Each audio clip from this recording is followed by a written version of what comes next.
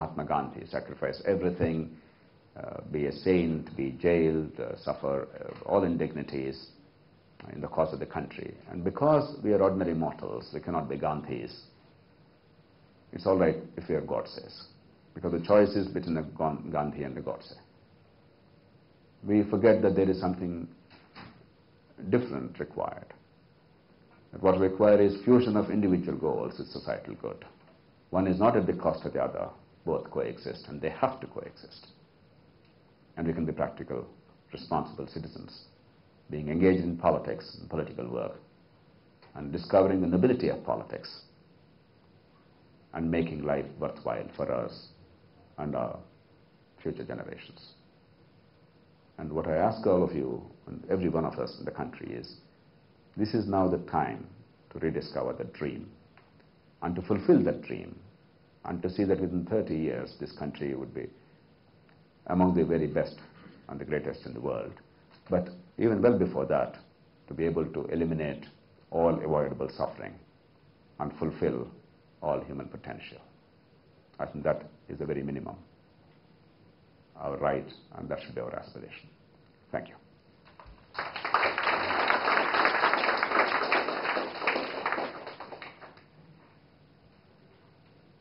Yes.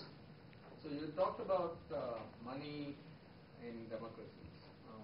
Even in most of the large democracies that have been around for a long time and we sort of respect, that seems to be a fairly standard procedure. Even with the US, for instance, with the taxpayer funding of elections and things like that, there is a huge amount of corruption because winning elections costs money. I don't think there is any sort of easy way out of that.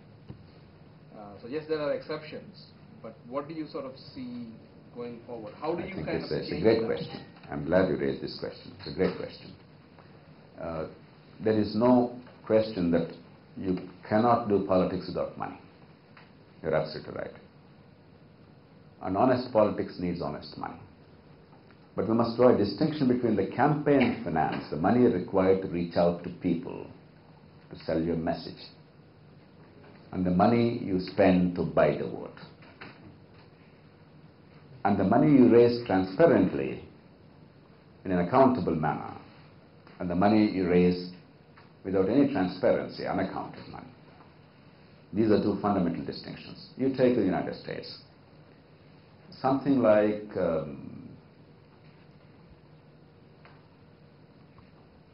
860 million US dollars was the money spent by Barack Obama, Senators Barack Obama at the time, and John McCain, the two leading candidates, for all the 50 states primaries and for the national election together.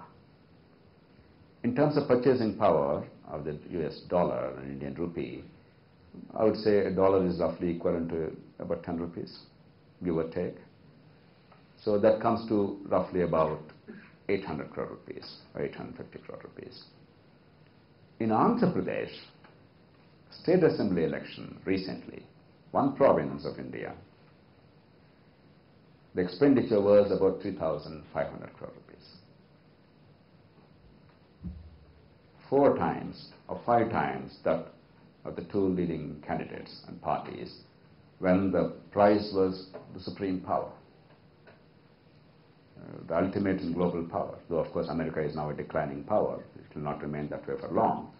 And even then that was an extraordinarily costly election because Barack Obama raised funds in an insanely large scale, and I mean unbelievably large scale. Nobody believed it was possible until that time. And despite that. And second, every dollar and dime was fully accounted and everything was spent legitimately to reach out to people, mostly for television advertising.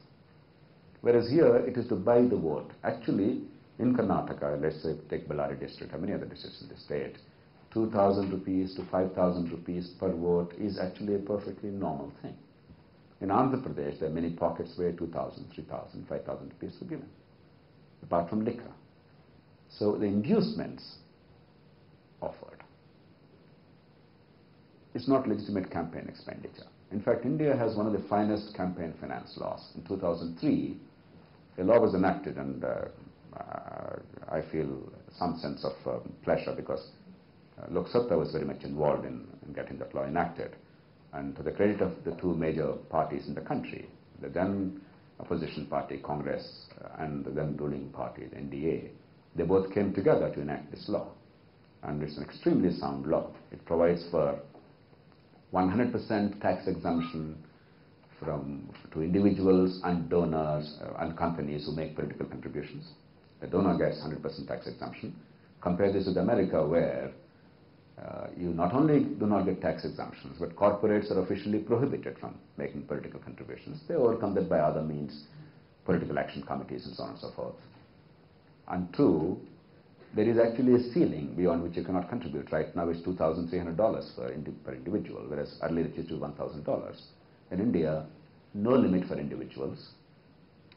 For corporates, 5% of the net average profit over 3 years, provided there is transparency. And the law also provides for free television time on all electronic media, government or private, television and radio time, government or private, to all recognized parties. The second part of the law is not implemented. And until about 3 years ago, I used to write to the prime ministers and law ministers and others very dutifully, please implement this. But after we founded a political party, I stopped writing, because until I am eligible, I don't want to get my rivals a head start. If they are foolish enough not to take advantage, why should I give them that advantage?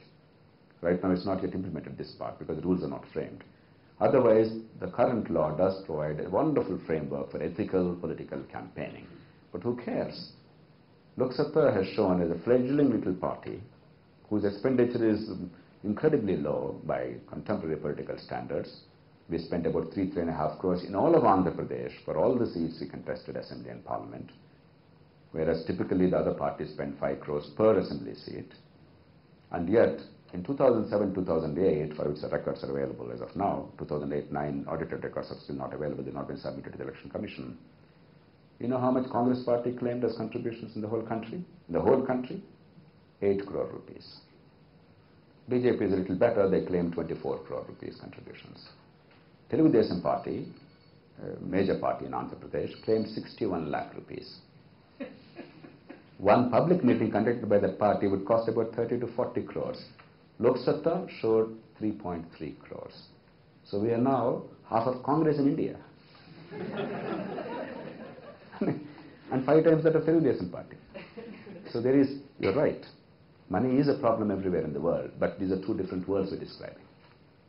But even in the US, there's a lot of soft money that goes in, which is not... Yes, but it's still not unaccounted. See, it is soft money which goes for so-called issue advocacy. Therefore, the gay rights campaigners or anti-abortion campaigners, they don't advertise a candidate, but they say, look, John McCain is opposed to gay rights. They don't say whom to vote for. So they are sort of, this is trying to find shortcuts, and the laws are very strict. But every rupee, every dollar is accounted for how it is spent. You know where it has come from, you know where it is going.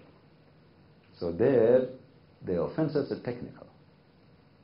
That they're not an offenses actually.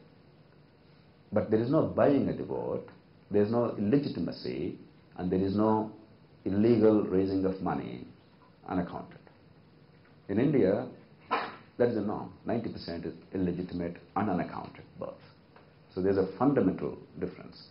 And if the problem is campaigning like in the US, our current law is enough. If America has a law like that, they've been trying to have a good law, and McCain actually fought on that platform in 2000 for the Republican nomination. After that, they did enact a law called Feingold-McCain law, which is actually a feeble law compared to what India has. If the United States has a law like India has, which was enacted in 2003, the American campaign finance problems are over. It's such a good law, actually. It provides an ethical framework for political action, provided you're willing to play by the rules, and somebody is going to enforce that. But if the giver and the taker both are willing to trade in money, the vote buying is happening because there's somebody who is willing to sell the vote. If both are quite happy, it's very hard to either prove or to change it. Therefore, you're required to change the political culture. So these are two different worlds. It's an absolutely right question, great question. But people like you must understand the fundamental difference between this. Otherwise, it's so easy, America spends money, India spends money, we're the same. Not true. Not at all true. Absolutely untrue.